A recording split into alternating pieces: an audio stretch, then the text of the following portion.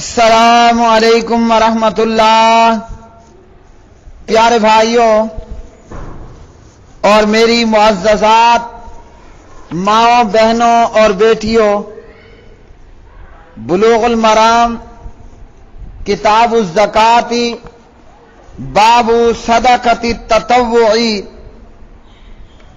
سبق نمبر ہے 135۔ بسم اللہ الرحمن الرحیم۔ عن ابی سعید الخدری رضی اللہ تعالی عنہ عن النبی صلی اللہ علیہ وسلم قال ایما مسلم کسا مسلما ثوبا علی عری کساہ اللہ من خضر الجنۃ وایما مسلم اطعم مسلما علی جوع اطعمہ اللہ من ثمار الجنۃ وایما مسلم سقا مسلما علی ظمأ سقاہ اللہ من الرحیق المختوم رواہ ابو داود وفی اسنادہ لین۔ ابو سعید خدری رضی اللہ تعالی عنہ راوی ہیں۔ پیارے نبی علیہ الصلوۃ والسلام نے فرمایا، جو مسلمان کسی برہنہ مسلمان کو کپڑے پہنائے گا اللہ رب العالمین اسے جنت کی سبز پوشاک پہنائے گا، اور جو مسلمان کسی بھوکے مسلمان کو کھانا کھلائے گا اللہ رب العالمین اسے جنت کے پھلوں سے کھلائے گا، اور جو مسلمان کسی پیاسے مسلمان کو پانی پلائے گا اللہ رب العالمین اسے جنت کی خالص مہر بند شراب پلائے گا۔ اسے ابو داود نے روایت کیا اور اس کی سند میں کمزوری ہے، اور یہ روایت سندن ضعیف ہے۔ تو پیارے بھائیوں، اس حدیث سے یہ معلوم ہوا کہ اگر کوئی مسلمان کسی مسلمان کو کپڑے پہناتا ہے، یعنی کسی غریب کو کپڑے دیتا ہے جس کے پاس پہننے کے لیے کپڑے نہیں، اللہ رب العالمین اسے جنت کی سبز پوشاک پہنائے گا، یعنی جنت کا سبز سوٹ اسے اللہ رب العالمین پہنائے گا۔ کہاں پر؟ جنت میں۔ اور جو مسلمان کسی بھوکے مسلمان کو کھانا کھلائے گا اور کسی مسلمان کو پانی پلائے گا اللہ رب العالمین اسے جنت کے پھلوں سے کھلائے گا، اور جنت کی الرحیق المختوم مہر لگی شراب اللہ رب العالمین اسے پلائے گا۔ تو اس حدیث میں جو ہے وہ غریب کو کپڑا دینے کے ثواب کا بیان ہوا، اور غریب کو کھانا کھلانے اور پانی پلانے کے ثواب کا جو ہے وہ بیان ہوا۔ روایت اگرچہ سند ضعیف ہے، تاہم دیگر احادیث کے اندر جو ہے وہ پانی پلانے کھانا کھلانے کی ترغیب جو ہے وہ بیان کی گئی ہے، اور اس کے تعلق سے صحیح احادیث جو ہے وہ بلوغ المرام کتاب الجامع وغیرہ کے اندر موجود ہے۔ تو بھوکوں کو کھانا کھلانا، پیاسوں کو پانی پلانا یہ ثواب کا کام ہے، یہاں تک کہ اگر کوئی کسی پیاسے کتے کو بھی پانی پلائے گا تو یہ بھی ثواب ہے، یعنی مسلمان تو مسلمان ہو گیا، کسی انسان کی مدد کرنا، کسی جانور کی مدد کرنا یہ بھی ثواب کا کام ہے۔ اور ہمارے پیارے نبی حضرت محمد الرسول اللہ صلی اللہ علیہ وسلم غریبوں اور یتیموں کے کام آنے والے اور غریبوں اور یتیموں کا بوجھ اٹھانے والے، غریبوں اور یتیموں کی مدد کرنے والے، یہاں تک کہ آپ صلی اللہ علیہ وسلم کے پاس اگر کوئی مہمان آتا، کوئی اجنبی آتا کوئی سوال کرنے والا، کوئی مانگنے والا آتا تو پیارے نبی صلی اللہ علیہ وسلم کے پاس جو کچھ موجود ہوتا آپ سوالی کا سوال پورا کرتے، ضرورت مندوں کی ضرورت مندی کو پورا کرتے، اور اگر آپ کے پاس نہ ہوتا آپ اپنی ازواج مطہرات کے ہاں بندہ بھیجتے، اور اگر ایسا بھی نہ ہو سکتا تو صحابہ میں سے کسی کو ترغیب دیتے، اور اگر ایسا بھی نہ ہوتا تو پیارے نبی حضرت محمد الرسول اللہ صلی اللہ علیہ وسلم جو ہے وہ کسی سے قرضہ لے کر سوالی کے سوال کو پورا کرتے۔ اور دیگر حدیث کے اندر یہ بات موجود ہے کہ جیسے میرے آگے یہ حدیث موجود ہے اور اس میں راوی ہیں حضرت ابو ہریرہ رضی اللہ تعالی عنہ، آپ صلی اللہ علیہ وسلم فرماتے ہیں، اور یہ صحیح مسلم کی روایت ہے اور بلوغ المرام کتاب الجامع کے اندر موجود ہے، فرمایا من نفس عن مسلم کربۃ من کرب الدنیا نفس اللہ عنہ کربۃ من کرب یوم القیامہ ومن یسر علی محسن یسر اللہ علیہ فی الدنیا والآخرہ۔ آپ صلی اللہ علیہ وسلم فرماتے ہیں کہ جو کوئی دنیا کی مصیبتوں اور سختیوں میں سے کسی مسلمان کی مصیبت کو دور کرے گا، اللہ قیامت کی سختیوں میں سے کوئی سختی اس سے دور کر دے گا، اور جو کوئی کسی تنگ دست کے لیے آسانی پیدا کرے گا، اللہ دنیا آخرت میں اس کے لیے آسانی پیدا کرے گا۔ اور اسی حدیث کے اندر آپ نے فرمایا واللہ فی عون العبد ما کان العبد فی عون اخی، اللہ اس وقت تک بندے کی مدد میں رہتا ہے جب تک کہ بندہ اپنے بھائی کی مدد میں لگا رہتا ہے۔ تو جو ننگا ہے پہننے کے لیے کپڑے نہیں، اس کی مدد یہ ہے کہ مالدار اس کو کپڑے خرید کر دے، جو بھوکا ہے کھانے کے لیے کھانا نہیں، مالدار کو چاہیے اسے کھانا کھلائے، اور جو پیاسا ہے پینے کے لیے پانی نہیں، جیسے یہ پاکستان کے اندر سندھ میں جو ہے وہ غریب دیہاتی لوگ جن کے پاس پینے کے لیے پانی موجود نہیں ہے، جو پیاس سے مرنے والے اور مر رہے ہوتے ہیں، جو پیاس سے کمزور ہو کر جیتے جی ڈھانچے بن چکے، یا دنیا بھر میں اور ملکوں کے اندر ایسے لوگ جن کے پاس صاف پینے کا پانی موجود نہیں، تو پیاسوں کو پانی پلانا یہ ان کی تنگ دستی کو اور ان کی سختی کو دور کرنا ہے، اور جو بھوکوں کو کھانا کھلائے، پیاسوں کو پانی دے، ننگوں کو کپڑا مہیا کرے، یہ اس کی مدد کرنا ہے۔ اور جو اپنے مسلمان بھائی کی مدد میں لگا رہتا ہے اللہ بھی اس کی مدد کرتا ہے۔ بلکہ صحیح بخاری کی حدیث قدسی پیارے نبی علیہ الصلوۃ والسلام نے فرمایا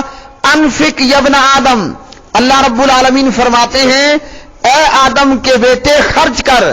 انفق علیک، تیرے اوپر خرچ کیا جائے گا۔ تو اس حدیث سے ہمیں یہ معلوم ہوا کہ جس نے اللہ کے لیے ننگے کو کپڑا پہنایا، بھوکے کو کھانا کھلایا، پیاسے کو پانی پلایا، اللہ اسے اس کا بہترین بدلہ عطا کرے گا۔ اور یاد رکھیے کسی غریب کی مدد کرنا، کسی محتاج کی مدد کرنا، یہ صرف مسلمان تک محدود نہیں ہے کہ آپ یہ نیکی کے کام صرف اس کے ساتھ کریں جو مسلمان ہو۔ اگر کوئی ہندو بھوکا ہے، اگر کوئی عیسائی بھوکا ہے، اگر کوئی سکھ بھوکا ہے، اور اگر کوئی بھی دنیا کا شخص ہے وہ بھوکا اور لاچار اور پیاسا اور مجبور ہے، تو اس کی مدد کرنا یہ بہت بڑا ثواب کا کام۔ یہاں تک کہ اگر کسی نے پیاسے کتے تک کو پانی پلا دیا تو اللہ کے لیے کتے کی پیاس بجھانے والا اللہ کے ہاں اسے بھی جو ہے اللہ کی مغفرت سے اور اللہ کے فضل سے نوازا جائے گا۔ تو اس حدیث سے ہمیں یہ معلوم ہوا کہ اللہ کی راہ میں خرچ کرنا اللہ اس کا بہترین بدلہ دیتا ہے۔ اور رہ گیا معاملہ سبز پوشاک کا، تو بعض لوگوں نے اپنا ایک جماعتی اور اپنے فرقے کا ایک شعار بنا لیا، اپنے فرقے کے ایک نشانی بنا لی، سبز کپڑے پہننا، سبز پگڑیاں پہننا، سبز جھنڈے لینا، اور اسی طرح جو ہے وہ دیگر چیزوں میں سبز کو اختیار کرنا، تو یہ اہل بدعت کی نشانیاں ہیں، یہ کتاب و سنت سے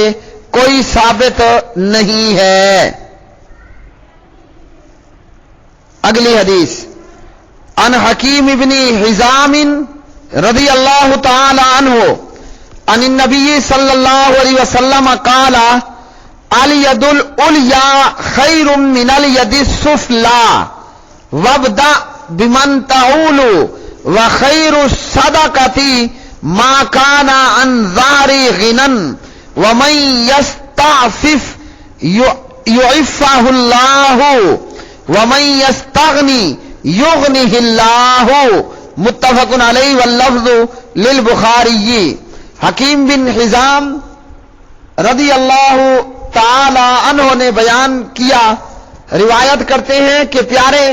نبی صلی اللہ علیہ وسلم نے فرمایا، اوپر والا ہاتھ نیچے والے ہاتھ سے بہتر ہے، اور صدقے کا آغاز، صدقے کی ابتدا ان سے کر جن کی تو کفالت کرتا ہے، عیالداری کرتا ہے، اور بہتر صدقہ وہ ہے جس کے دینے کے بعد بھی دینے والا غنی رہے۔ جو شخص دستے سوال دراز کرنے سے پرہیز کرے گا، اللہ تعالیٰ اسے بچا لے گا، اور جو شخص بے نیازی کا مظاہرہ کرتا ہے، اللہ رب العالمین اسے بے نیاز کر دیتا ہے۔ تو حضرت حکیم بن حزام رضی اللہ عنہ کی روایت سے یہ معلوم ہوا کہ اوپر والا ہاتھ بہتر ہاتھ ہے۔ اوپر والے ہاتھ، الید العلیاء سے مراد اللہ کی راہ میں خرچ کرنے والا، جو خرچ کرنے والا ہاتھ ہے وہ بہتر ہے نیچے والے ہاتھ سے، یعنی لینے والے سے۔ تو اس حدیث میں اللہ کی راہ میں اپنا مال خرچ کرنے کی نبی محترم، نبی مکرم حضرت محمد الرسول اللہ صلی اللہ علیہ وسلم نے ترغیب دی۔ آپ نے فرمایا اللہ کی راہ میں خرچ کرنا یہ مانگنے سے بہتر ہے۔ تو ہمیں یہ بتایا جا رہا ہے جس کی جتنی توفیق ہے وہ اللہ کی راہ میں خرچ کرے، اور پیارے نبی صلی اللہ علیہ وسلم نے فرمایا کہ خرچ کرنے کی ابتدا جو ہے وہ ان سے کر جن کی تو کفالت اور عیالداری کرتا ہے، یعنی اس سے مراد یہ کہ بندہ پہلے اپنے اہل و عیال پر خرچ کرے، پھر اس کے بعد آگے لوگوں پر، جیسے آگے احادیث آ رہی ہیں۔ ثوبان رضی اللہ عنہ سے ایک روایت ہے، نبی علیہ الصلوۃ والسلام نے فرمایا بہتر مال وہ ہے جسے آدمی اپنے اہل و عیال اور گھر والوں پر خرچ کرے، یا جہاد فی سبیل اللہ پر خرچ کرے، یا پھر اپنے احباب و رفقا، دوست یاروں پر خرچ کرے۔ صحیح مسلم 994۔ تو اس حدیث کے اندر بھی صدقہ دینے کی فضیلت کے ساتھ ساتھ دیگر جو بات بتائی گئی وہ سوال کرنے سے بچنا اور بلا ضرورت سوال نہ کرنا۔ تو جو شخص مانگنے سے بچنا چاہے اللہ اس کے لیے اسباب پیدا کر دیتا ہے کہ وہ مانگنے سے بچ جاتا ہے۔ تو ہمیں کوشش یہی کرنی چاہیے کہ جتنا ہو سکتا ہے ہم سوال کرنے سے، مانگنے سے بچیں، اور جب بچنے کی کوشش کریں گے تو اللہ رب العالمین ہمیں بچا لے گا۔ اور یہ معلوم ہوا کہ اللہ کی راہ میں خرچ کرنا یہ زیادہ افضل ہے بجائے سوال کرنے کے، اور چاہیے کہ ہم جو اللہ کی راہ میں خرچ کریں تو سب سے پہلے اپنے اہل و عیال پر خرچ کریں۔ بعض لوگوں کی عادت دیکھی گئی ہے کہ چراغ تلے اندھیرے کی مثال ہوتی ہے، غریب خود قریب کے لوگ مستحق موجود ہوتے ہیں مگر یہ دور میں خرچ کر رہا ہوتا ہے۔ تو خرچ کرنے میں قریب کے لوگوں سے کوشش کرنی چاہیے۔ جیسے قرآن پاک اللہ سبحانہ و تعالیٰ نے فرمایا لن تنالوا البر حتى تنفقوا مما تحبون وما تنفقوا من شيء فإن الله به عليم۔ تم ہرگز بھلائی کو نہ پا سکو گے جب تک کہ ان چیزوں میں سے اللہ کی راہ میں خرچ نہ کرو جنہیں تم پسند کرتے ہو، اور تم جو بھی چیز خرچ کرو گے بے شک اللہ اسے خوب جاننے والا ہے۔ تو اس آیت کے تحت جب یہ آیت نازل ہوئی، ابو طلحہ انصاری رضی اللہ عنہ جو مدینے میں بڑے صاحب حیثیت تھے، پیارے نبی کی خدمت میں حاضر ہوئے اور اپنا بہت قیمتی باغ جو ہے وہ اللہ کی راہ میں وقف کر دیا۔ نبی علیہ السلام نے کہا میری رائے، میرا مشورہ یہ ہے اسے اپنے رشتہ داروں میں تقسیم کر دو۔ چنانچہ ابو طلحہ نے اس قیمتی باغ کو اپنے رشتہ داروں میں، چچا زادوں میں تقسیم کر دیا۔ بخاری 4554۔ تو اس سے بھی یہ معلوم ہوا خرچ کرنے میں قریب کے لوگوں سے خرچ کرنے کی ابتدا کرنی چاہیے۔ پیارے بھائیو، یہ بلوغ المرام کتاب الزکات باب صدقۃ التطوع کا سبق نمبر تھا 135۔ اس سبق سے ہمیں یہ معلوم ہوا کہ اللہ کی راہ میں جو خرچ کرے گا اللہ اس کو بہترین بدلہ عطا کرے گا، اور صدقے کا آغاز جو ہے وہ ان سے کرنا چاہیے جن کی میرے ذمے کفالت اور عیالداری ہے، اور یہ کہ اوپر والا ہاتھ، خرچ کرنے والا ہاتھ وہ مانگنے والے ہاتھ سے بہتر ہے، اور جو شخص سوال کرنے سے بچتا ہے اللہ اسے بچا لیتا ہے، جو بے نیازی کا مظاہرہ کرتا ہے اللہ اسے بے نیاز کر دیتا ہے۔ وآخر دعوانا ان الحمد للہ رب العالمین۔